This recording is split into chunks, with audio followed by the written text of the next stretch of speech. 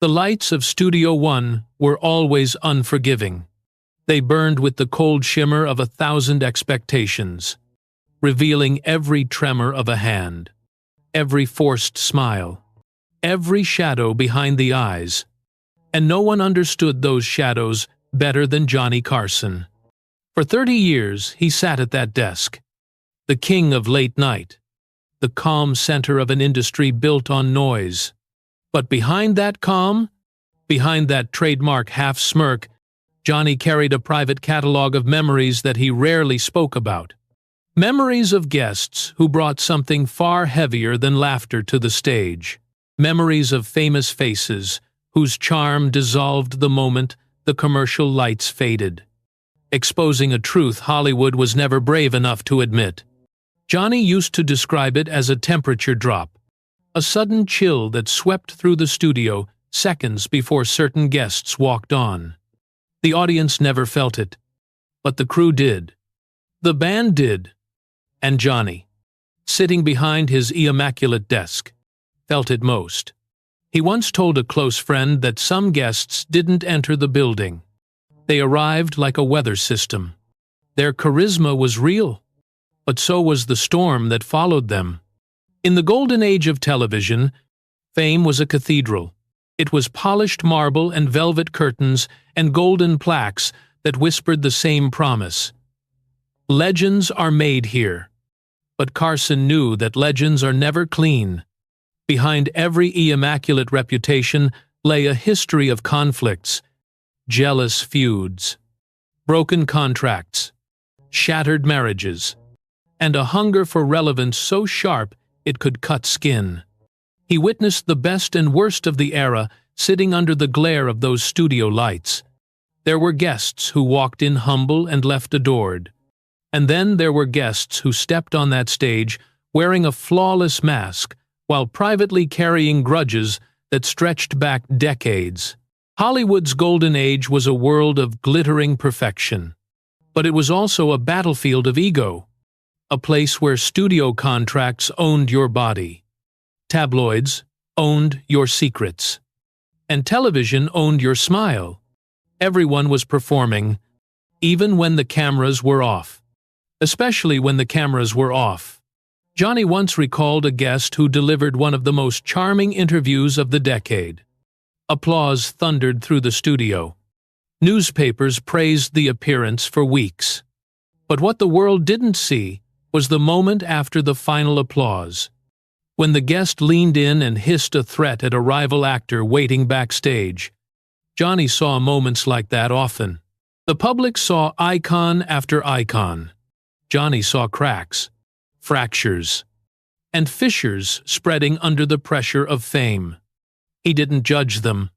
He understood too well that the machine of Hollywood was designed to create beauty from chaos. But he never forgot those moments. They haunted Chaim not because of cruelty, but because they revealed something deeper. They showed Chaim how fragile the golden age really was. For Johnny, the stage was both sanctuary and trap. Night after night, he watched as legendary figures polished their reputations with perfect anecdotes, rehearsed charm, and glamorous smiles.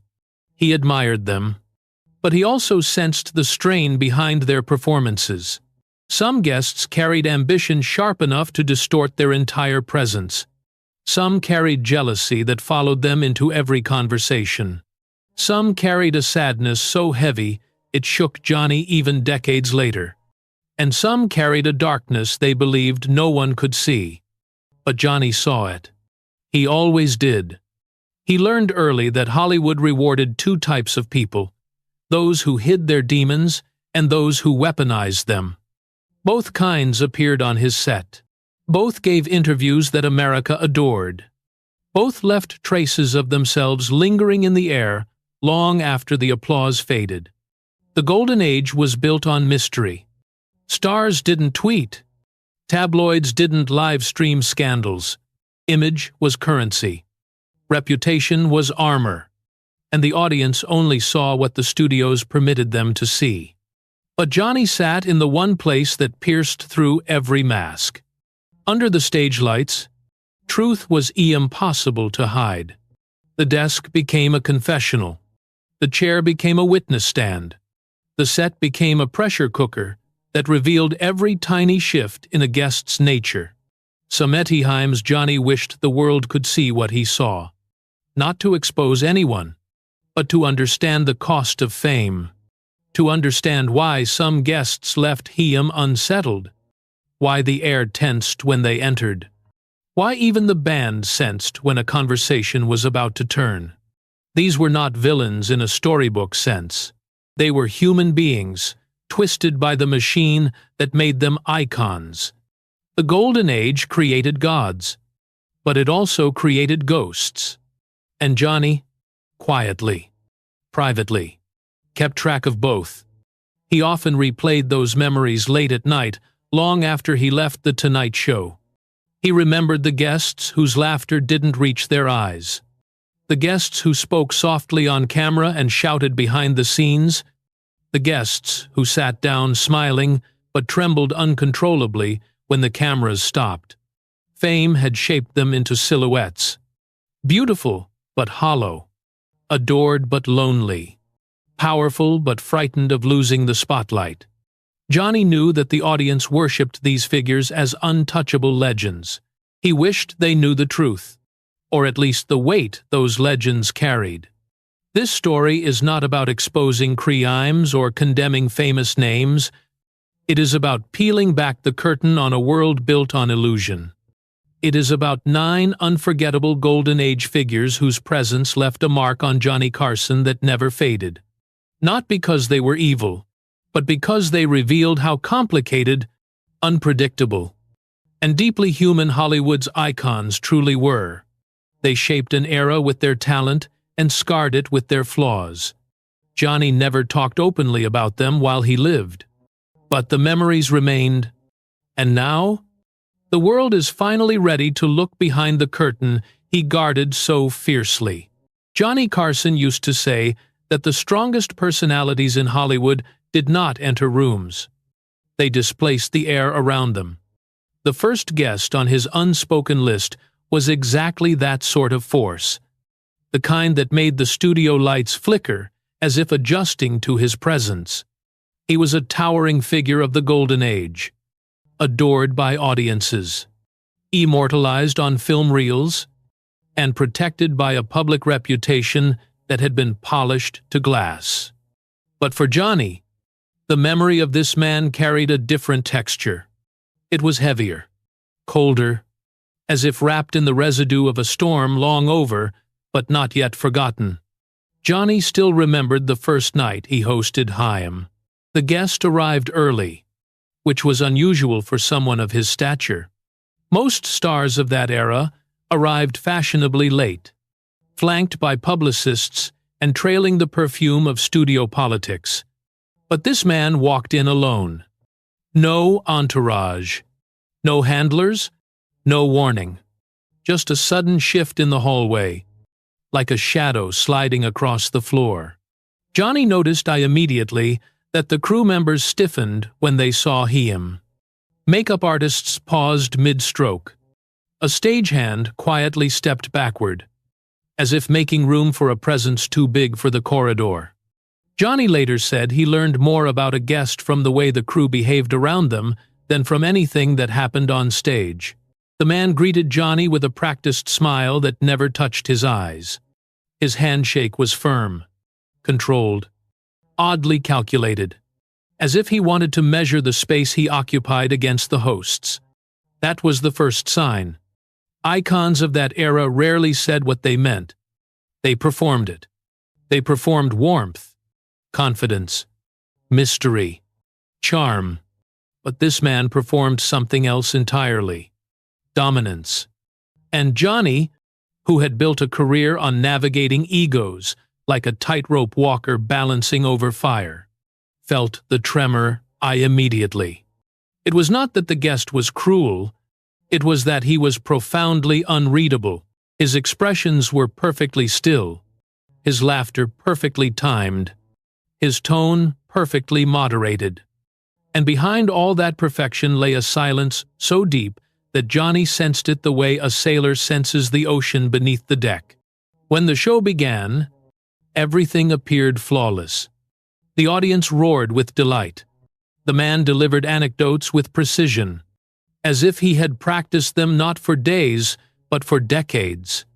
He leaned back in his chair with the effortless elegance of someone who had once been photographed by every major magazine in the country. He was charismatic, magnetic, the very definition of Golden Age glamour.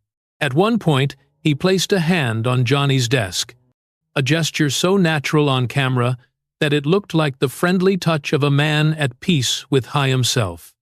But Johnny later confessed that in that moment, he felt a sudden chill, as if the studio air had dropped a few degrees. During commercial breaks, most guests chatted casually with Johnny, asking about the next segment or sharing a joke. This man did not. He remained still, staring forward, as if conserving energy for the next round of performance. His silence should have been restful, but it wasn't. It was the kind of silence that felt alive with old resentments and unspoken stories. Johnny sensed a heaviness around him. Not the heaviness of guilt, but the heaviness of a man who had spent a lifetime carrying something he refused to name. Trauma, anger, ambition, a fractured past. Johnny couldn't tell, but he recognized the weight. That night, the guest left the studio without saying goodbye. He slipped out as quietly as he arrived, leaving behind a faint echo that lingered in the hallway after the doors closed. Only later did Johnny learn from a producer that the man had been embroiled in countless off-camera conflicts throughout his career. Disputes with directors, clashes with co-stars, battles with studios. None of it had ever reached the press. Of course, the Golden Age was a fortress. Everything was managed, concealed, edited before the public ever saw it. The studios were not just buildings. They were walls, carefully constructed to protect the eye image of every star under contract. And this man, with his immaculate facade and haunted silence, was one of their most carefully guarded secrets. But what struck Johnny the most was not the man's reputation. It was the way he made everyone feel, even off-screen, even decades later. There was something unsettling about him, something that suggested a loneliness so deep it had turned into armor. Johnny always believed that some people wore their darkest memories like a second skin, invisible to the world, but impossible for sensitive people to ignore. He never said the man was dangerous. He simply said that he carried a shadow with him, and that shadow touched everyone in the room like a cold hand. Years later, Johnny spoke privately about that night. He said that this guest was the first time he understood that fame doesn't just elevate, it distorts. It bends people under its weight, forcing them into shapes the world demands. And some of those shapes become so rigid that the person beneath them begins to disappear. That was the tragedy he saw in the man. Not cruelty, not malice. Disappearance.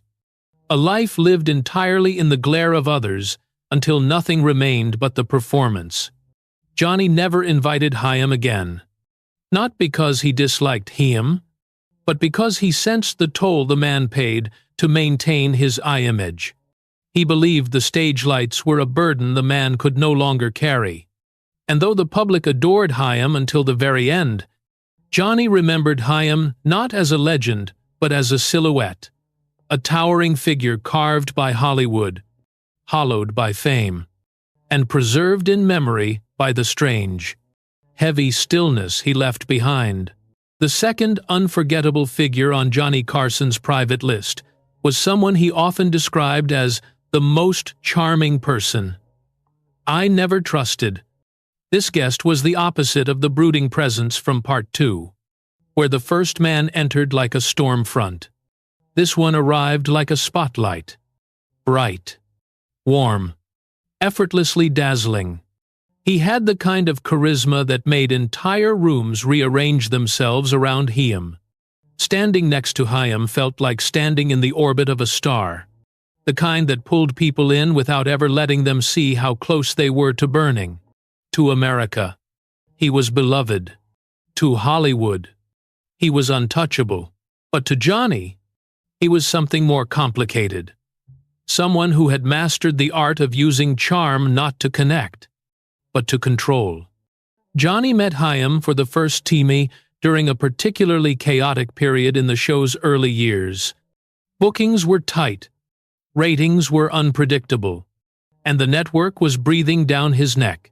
So when the producers announced that this guest had agreed to appear, Johnny felt a wave of relief. This man could lift any episode. He could walk onto a stage drowning in dead air and resurrect it with a single grin.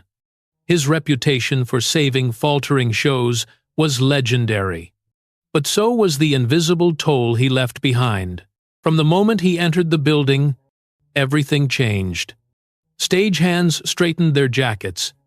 Assistants stood a little taller. Even the veteran musicians in the band sat with a strange, attentive poise. It wasn't fear.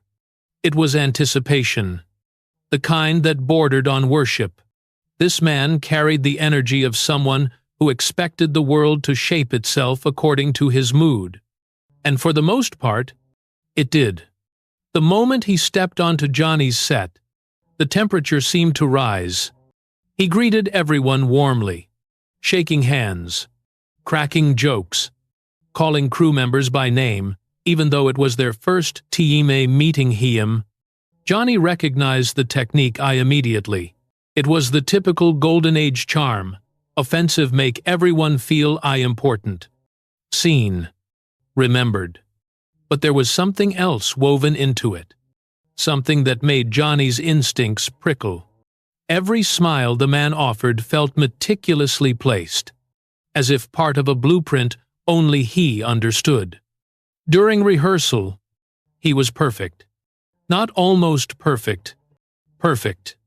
He delivered each line with relaxed elegance, each laugh with effortless musicality. The camera loved him, the way cameras loved every performer who carried both beauty and calculation in their bones. Johnny admired Chaim. How could he not? This was the kind of guest who made the show look easy, who made America lean closer to the screen, who made the phones in the network office ring with praise. And yet, behind that admiration was an unease Johnny could never fully explain. It wasn't what the man said. It was how he said it. Every gesture felt choreographed, every word sharpened, every glance measured. Johnny felt as though he was sharing the stage with someone performing a performance inside a performance. When the show went live, the man delivered exactly what the audience came for. His laughter boomed across the room with the force of a celebration. He told stories that danced between truth and mythology with the smoothness of a seasoned illusionist. He leaned in close to Johnny with the intimacy of an old friend. Even though they had just met, viewers at home believed they were witnessing spontaneity. Johnny, however, recognized the machinery beneath it. And that machinery glinted with something cold. The turning point came during a commercial break. Until then, everything had felt controlled but harmless. Johnny reached for his coffee, expecting a moment of silence before the next segment. Instead, he heard a sudden shift in the guest's voice, still low, still polite, but stripped of every trace of performance. Johnny wasn't prepared for how different it sounded. Gone was the booming warmth. Gone was the theatrical charm. In its place was a voice so flat, so calculated, that Johnny felt the hair on his arms rise. The guest leaned in and made a passing comment about a fellow Golden Age icon who had recently been on the show. The words were delivered without venom, but the intent behind them was unmistakable. It was the voice of a man who viewed others not as colleagues or rivals, but as pieces on a board, replaceable. Movable. Disposable. Johnny didn't respond. He didn't need to. In that brief moment, a curtain fell, and he glimpsed the man beneath the performance. It wasn't cruelty that unsettled Haim. It was the emptiness. A hollow center disguised by a lifetime of applause. It was the realization that this guest used charm the same way others used power or intimidation. Not to win affection, but to influence outcomes, to shape narratives, to move Hollywood subtly in directions that benefited him and no one else. When the cameras returned, the mask snapped back into place with frightening ease. The man flashed his signature smile, delivered another flawless anecdote, and effortlessly brought the audience to tears of laughter. Johnny played along professionally, but he felt a knot tightening in his stomach. It wasn't fear. It was recognition. Johnny had spent decades watching people try to control him, manipulate Haim, or I impress him. But this was different. This was someone who didn't just perform for the world. He engineered it. After the show, the guest thanked Johnny with warmth, so convincing that anyone else would have believed it was sincere. Then he turned and quietly dismissed a young assistant for bringing him the wrong beverage. The dismissal was subtle, almost graceful, but it carried the authority of someone who had long ago stopped questioning the power he wielded. Johnny watched the scene unfold with a strange blend of sadness and clarity. The Golden Age had created many kinds of stars. This one was its most dangerous prototype, not because he was malicious, but because he understood the architecture of admiration and used it with surgical precision. He knew how to charm, how to disarm, how to command, how to bend a room to his will without raising his voice. Years later, when Johnny reflected on him, he didn't speak with bitterness. He spoke with awe. He said this guest taught Haim that not all darkness announces itself with thunder. Some arrives wrapped in charisma so radiant that no one notices the shadows it casts. The third unforgettable presence on Johnny Carson's private list was not a storm like the first man, nor a controlled beam of charm like the second. He was something else entirely. Johnny described him as a man whose shadow entered the room a few seconds before he did. Not metaphorically, literally. The man always stood just slightly hunched, as if leaning into a wind only he could feel, and the studio lights stretched his silhouette across the floor before his body followed. Johnny had seen thousands of guests walk onto the Tonight Show stage. Laughter, grace, ego, beauty, confidence. They came in every form imaginable. But this man carried a presence that seemed carved from some internal struggle he could never fully escape. Hollywood knew him as a brilliant actor, a performer capable of extraordinary depth. He inhabited roles with a level of intensity that made critics marvel and audiences tremble. But Johnny sensed that the line between the man and the character he played was not simply thin, it was dissolving. Fame had not polished him. It had sharpened him, like a blade honed on years of pressure, expectation, and emotional weight no one else could understand. When he arrived backstage that evening, his eyes carried a distant shimmer, the kind that belonged to someone who had spent too many years traveling through his own thoughts without a map. Johnny knew from the start that this would be a different kind of interview. The man greeted Haim with a quiet, almost haunting politeness. No exaggerated charm. No grand entrance. No dramatic flair. Yet the air around them felt charged, as if the studio itself sensed the emotional gravity he carried. Even the crew members lowered their voices when he passed. It wasn't fear. It was reverence, mixed with a strange kind of caution. Some people brought electricity. He brought resonance. The first few minutes of the show went smoothly. The man answered questions thoughtfully, pausing often, choosing his words with meticulous care. The audience loved him. They always had. His vulnerability on screen made Chaim a beloved figure, his troubled heroes, his tortured artists. His broken dreamers people felt they knew Chaim because his performances sliced open something raw inside them. But Johnny knew better. He understood that actors who played pain too convincingly often carried some version of that pain within them. And as he listened that night, he felt a slow, almost imperceptible shift in the man's energy. It began during a simple anecdote about his early auditions. He paused mid-sentence. Not dramatically, not theatrically, but the way someone pauses when suddenly remembering something they've spent years trying to forget. His eyes drifted away, not toward the audience, not toward the band, but toward some invisible point just beyond the studio wall. Johnny had seen many guests drift into memory during interviews. But this was different. This was a man briefly losing his footing in the present. Johnny tried to gently steer him back, offering a joke that normally would have broken the tension. But the man's smile faltered. His laugh was a single exhale that sounded closer to resignation than amusement. For a few unsettling seconds, silence stretched between them. Silence in live television is dangerous. It threatens momentum, unsettles the audience, sends producers into silent panic. But Johnny let it linger. Something told Chaim the man needed those seconds, needed the space to pull himself back together. When he finally spoke again, the audience clapped instinctively, as if encouraging a wounded performer back onto the stage. During the first commercial break, Johnny leaned toward Chaim and softly asked if he was all right. The man nodded, but his eyes remained glassy, unfocused. He whispered something Johnny never forgot.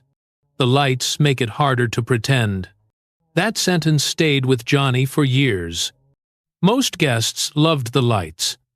They basked in them, drawing strength from the attention and adoration that came with fame. But this man felt exposed under them, as if every watt of electricity burned away another layer of the persona he fought to maintain. When the cameras resumed, he regained his rhythm. He charmed the audience again with stories that oscillated between poetic and sorrowful. But throughout the segment, Johnny kept noticing the same unusual detail. Every time the applause swelled, the man's face tightened, not out of discomfort, but out of a kind of internal conflict, as if he couldn't quite reconcile the love he received with the battles he fought alone. Something similar happened during the second commercial break. One of the producers approached to discuss the final segment. But the moment she stepped near Chaim, the man flinched almost imperceptibly. It wasn't fear. It was sensitivity. A hypersensitivity that made Chaim react to every shift in tone, every gesture, every footstep.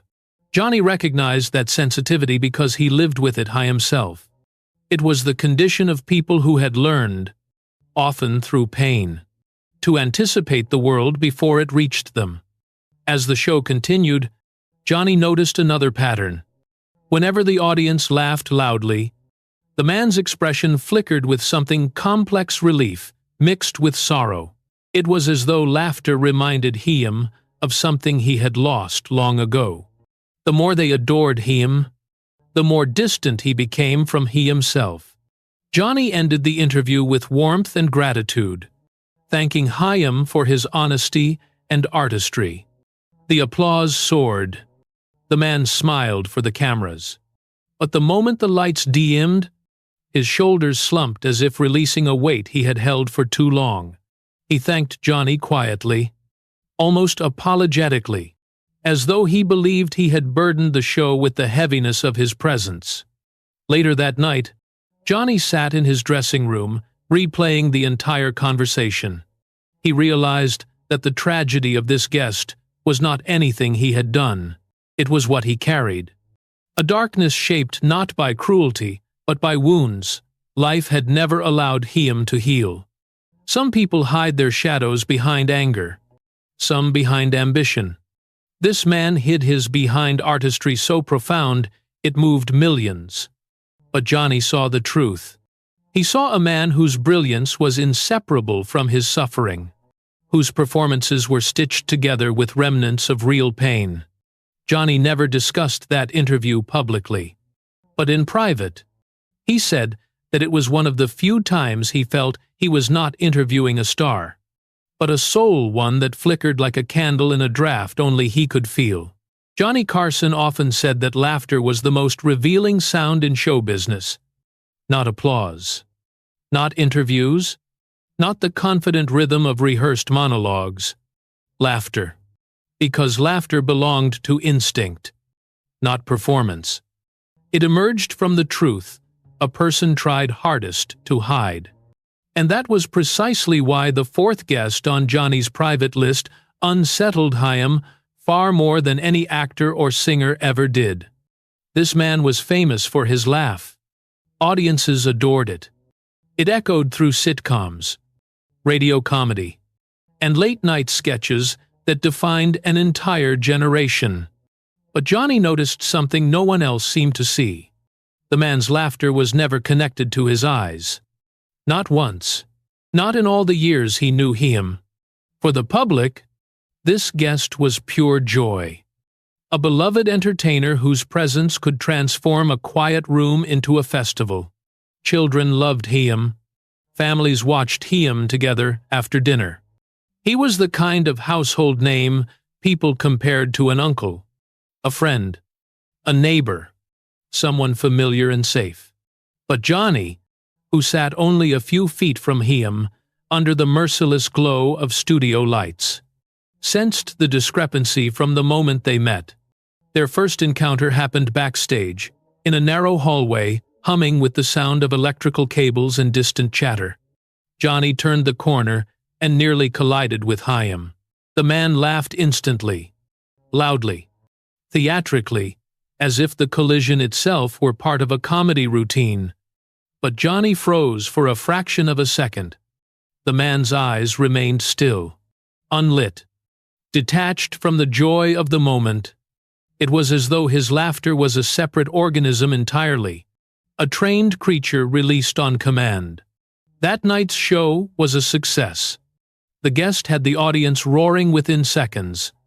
Every gesture, every exaggerated expression, every burst of laughter hit the exact rhythm American comedy had been built on. Johnny played along, smiling at the right moments, nudging the conversation with the ease of a master conductor guiding a symphony. But beneath his professionalism, he felt the same quiet unease tightening around Chaim. During the first commercial break, when the cameras cut away and the audience dissolved into murmurs, the guest's face shifted into something almost blank. No transition. No subtle fade. 1 second he was laughing so loudly that the band members flinched. The next, he sat motionless, hands clasped tightly, staring at the floor as though trying to steady himself in a room, spinning slightly off balance. Johnny waited for Chaim to speak, but the silence stretched on, heavy and motionless. Then, just seconds before the cameras resumed, it happened again. Another perfect transformation. The guest snapped back into character with terrifying precision. His body straightened, his shoulders loosened, his mouth stretched into that familiar grin. And on cue, the laughter returned. The audience erupted once more, unaware that the joy they adored was not joy at all, but a mask so well crafted that even studios believed it was real. Johnny had known performers who struggled behind the scenes. Anxiety, burnout, nerves, insecurity. Those were familiar shadows of the entertainment world. But this was different. This felt like watching someone operate two separate selves, one for the world, one for survival. And the more Johnny observed, the more he realized that the real man was the quiet one, the one who emerged only in the silence between applause. The turning point came during their second interview years later. The guest arrived backstage with the same booming greeting, shaking hands, patting shoulders, lighting up the room with manufactured joy. But Johnny sensed fatigue woven into his movements, the kind that came from sustaining a performance not for minutes on stage, but for decades in life. When they sat down at the desk, Johnny began with an easy question about a new project. The man answered with rehearsed enthusiasm, but halfway through the reply, his voice cracked slightly. A crack so faint, a microphone barely caught it, but Johnny heard it. He always did. He gently shifted the conversation, giving the man a moment to recover. But during the next commercial break, Johnny leaned over and quietly said, "You don't always have to be funny." For a moment, the guest froze. He stared at Johnny with an expression that felt stripped of every layer he usually wore. Then, in a voice barely above a whisper, he replied, "I don't know who I am if I'm not." It was one of the few moments Johnny felt a chill, not from darkness, but from the quiet tragedy of a man trapped inside his own persona. When the cameras turned back on, the mask returned instantly. But Johnny watched carefully. The eyes told the truth, tired, lost, trembling behind the laughter that America believed was effortless. Johnny later admitted that he had never forgotten that confession. It remained etched in his memory as a reminder that fame didn't just elevate people. It sometimes imprisoned them. The final time the man appeared on the show, Johnny recognized something different the moment he walked through the door. The laughter was still loud, still theatrical, but it lacked its old brightness. It sounded like an echo, a memory of laughter rather than laughter itself. During the interview, the man accidentally repeated the same anecdote he had told years earlier, almost word for word. Johnny gently steered Chaim away from it, helping Chaim recover. The audience laughed, blissfully unaware. But Johnny felt something break inside him. Not frustration, not discomfort, compassion. Deep, aching compassion for a man whose entire identity depended on a smile he no longer had the strength to maintain. After the show, the guest thanked him with a weary sincerity. Johnny had rarely heard from him. It was the first time. His eyes matched the tone of his voice. And perhaps for the first time, the laughter had stopped long enough for the truth to come through. Johnny later told a close friend that this guest taught Chaim a lesson no studio executive ever could. Not all masks hide evil. Some hide exhaustion. Some hide fear. Some hide the unbearable weight of expectations placed on a performer long before they were ready to carry them. And some masks, like the one worn by this man, hide a sadness so profound that the world mistakes it for joy, simply because joy is easier to accept. Johnny never named Chaim publicly, not out of secrecy, but out of respect, because he believed that some people deserved to be remembered for what they gave, not what they suffered trying to give it. The fifth person on Johnny Carson's unspoken list was not a storm, nor a blaze of charisma, nor a fractured soul stitched together by performance. This guest was something rarer, something Johnny rarely encountered even across 30 years of hosting. He was silence, not the nervous kind, not the uncertain kind. His silence carried the weight of someone who had learned long ago that words were dangerous, that speaking too openly risked revealing parts of himself he had spent a lifetime trying to hide. And that silence followed him onto the Tonight Show stage like a loyal shadow. He was a legend of the Golden Age, known for portraying stoic heroes, thoughtful rebels, men who navigated the world with quiet intensity rather than loud declarations. His performances were marked by a stillness that directors adored, a kind of emotional precision that made every tiny flicker of expression feel monumental. Audiences worshipped him for it. Critics called Chaim the master of restraint, an artist who could communicate entire histories with a single glance. But Johnny, who sat across from Chaim at a desk polished by decades of confessions and contradictions, sensed that this quiet mastery came at a price the public could never see. When the man entered the building that evening, Johnny noticed something immediately. He moved with the deliberate steps of someone measuring every inch of the room, not out of caution, but out of habit, as if he had learned to navigate spaces by prediction rather than presence. He nodded politely to the crew, offering gestures so small they could have been overlooked if one blinked too quickly. He carried himself like a man who had never been fully comfortable with attention, and yet had spent a lifetime drowning in it. During the pre-show briefing, he spoke little. He answered questions with gentle efficiency, choosing words the way a jeweler chooses gems carefully, one at a time, examining each before setting it into place. Johnny asked about upcoming projects, personal stories, memorable moments from the early days of Hollywood. The man responded with warmth, but always with brevity. He never offered more than what was necessary. There was no embellishment, no anecdotal flourish, none of the excited build-up that most guests used to charm the audience. His silence wasn't resistance. It was protection. The first seconds of the interview were electric, not with energy, but with attention. The audience leaned in instinctively, sensing the rare stillness emanating from the man. Johnny began with soft questions, easing him into the rhythm of the show. The man responded thoughtfully, each answer shaped with the same precision he brought to his performances. But Johnny could tell that beneath the calm surface, there was a current running strong wounds, regrets, memories he guarded like fragile artifacts.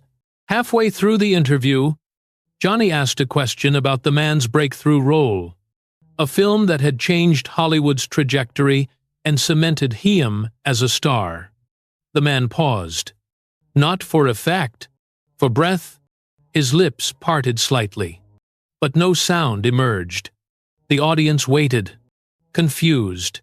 Johnny saw something flicker inside the man's eyes, a flash of vulnerability so brief, yet so raw, that even the cameras didn't catch it. When he finally spoke, his voice was quieter than before. He described the film in a few simple sentences, but the way he delivered them made Johnny's chest tighten. It was the voice of someone remembering not just a role, but the life he had lost on the way to earning it, a life swallowed by fame, reshaped by studios, chopped and rearranged by directors who demanded authenticity while caring little for the emotional toll it took. During the first commercial break, Johnny leaned toward him, offering a reassuring smile. The man returned it, though only barely. Then, in a moment that caught Johnny completely off guard, he whispered, "I never liked who I became after that film." There was no bitterness in his tone, just resignation, as if he had been carrying that truth for decades and had forgotten what it felt like to speak it aloud. Johnny didn't pry. He never did with guests who revealed their pain so quietly. He simply placed a hand on the desk, close enough for the man to see, but not close enough to intrude. Sometimes that was all a person needed, not answers, not validation, just a moment of presence. When the cameras resumed, the man gathered himself with impressive steadiness. He delivered anecdotes that were understated but genuine, offering glimpses into the early film industry, the chaotic sets, the improvisational brilliance of old co-stars who had long since passed. The audience adored Chaim. His quiet authenticity felt refreshing in a world of flamboyant performances. But Johnny saw something else behind those stories. Regret. The kind that didn't shout, didn't weep, didn't plead for sympathy. It simply lived inside Chaim like an old tenant that refused to leave. And the more the man spoke, the more Johnny understood that his silence had not been shaped by arrogance or aloofness. It had been shaped by survival. Toward the end of the interview, Johnny asked Chaim a question about legacy, something simple, something all guests answered with ease. But the man hesitated. He looked down at his hands, then up at the glowing red camera light, and finally back at Johnny. His answer was soft, almost swallowed by the studio air. "I hope people remember the work, not the years I spent trying to live up to it." Johnny felt a strange heaviness in the room. The audience clapped warmly, sensing sincerity even if they didn't fully understand it. The band played a gentle transition melody. The interview ended on a note of quiet dignity.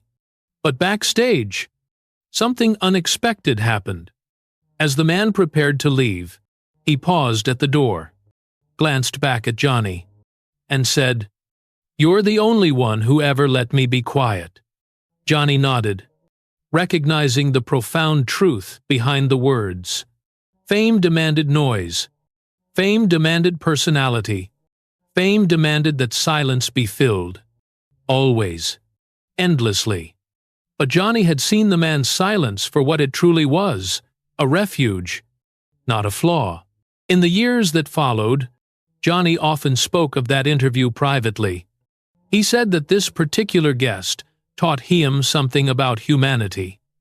That no producer, the studio, or critic ever could. That not all darkness announces itself. Sometimes the deepest emotional battles are fought in silence. Inside the minds of people the world assumes have everything under control. Johnny never revealed the man's name. Not out of secrecy, but out of respect. Because in a world that expected noise, he believed silence deserved protection.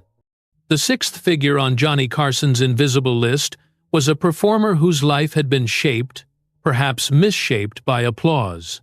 From the moment she stepped on stage as a young girl, attention had followed her like a second spine, supporting her, defining her, bending her into shapes the world demanded. When she became a Golden Age star, her fame exploded with such force that even the studios couldn't contain it.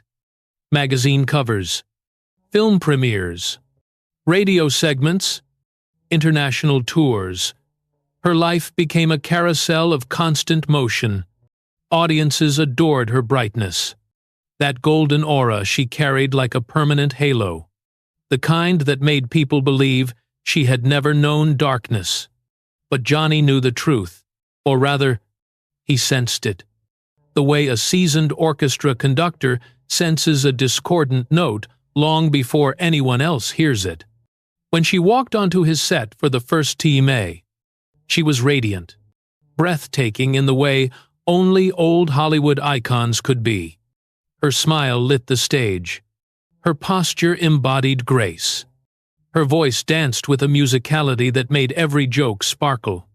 And yet, just beneath that glow, Johnny felt an undertow, a tugging weight that suggested she was holding something tightly, desperately, just out of view. During the pre-show introduction, she had joked with the crew, charmed the makeup team, and playfully teased the band. But Johnny noticed something subtle. Her movements were too precise. Her jokes were too rapid. Her laughter came half a beat too early. Like a dancer who had practiced the choreography so many times that she no longer knew how to stand still. She radiated joy, but the shake in her hands brief, almost invisible, hinted at the exhaustion of someone performing joy rather than feeling it. The moment the cameras rolled, she came alive with a brilliance that made even Johnny lean back for a split second in awe. She laughed loudly. She gestured dramatically. She told stories with sweeping arcs of emotion, captivating everyone in the room with the ease of a woman who had spent her entire life proving that she belonged on a stage. The audience loved her. They leaned forward with wide smiles, basking in her warmth. But Johnny saw the way her eyes darted between laughter and fear. Fear that the brightness would dim if she didn't keep feeding it. When the commercial break hit, the shift was immediate. Her smile dropped. Her shoulders fell forward. Her breath turned shallow. She closed her eyes as though trying to steady a spinning world. Johnny watched quietly. He didn't speak. He never intruded when he sensed a guest fighting to keep their personal storms from spilling into the public eye. But the silence stretched into something almost painful. After a few seconds, she whispered, "If I stop performing, I disappear." Johnny felt those words pierce the air like a thin blade. He knew she wasn't speaking metaphorically. She had been raised in an era where studios owned the identities of their stars. A teen may, when a woman's value in Hollywood depended on her ability to dazzle at every moment, to sparkle through heartbreak and exhaustion and loneliness, to remain unbroken even when life bent her too far. When the cameras returned, she instantly reignited laughing, glowing, performing with flawless mastery. The audience never knew what had happened just seconds earlier. Johnny did, and he couldn't unsee it. Years passed. Her career soared, then wavered, then soared again in the unpredictable rhythm of a life lived on a tightrope stretched between fame and fragility. During her second appearance, the signs were more pronounced. She entered the studio with the same dazzling smile, but the edges were frayed. Her voice quivered on certain syllables. Her laughter carried a hint of desperation, as if she were trying to outrun something that followed her everywhere. Johnny sensed that she had become trapped in her own mythology. Hollywood had sculpted her into a symbol of light, and now she feared what would happen if she allowed even a shadow to show. When he asked her a simple question about her early years, she launched into an elaborate anecdote, spinning details with the precision of someone who had learned that truth only mattered if it could be turned into entertainment. She wasn't lying. She was surviving. During the second commercial break, the mask flickered. She stared at the studio floor, her chest rising and falling with uneven breaths. Johnny leaned toward her gently, offering a supportive half-smile. "You don't have to be perfect," he said softly. She didn't answer immediately. Instead, she wiped a faint smudge of mascara from her cheek, straightened her posture, and whispered, "If they see the cracks, they stop loving you."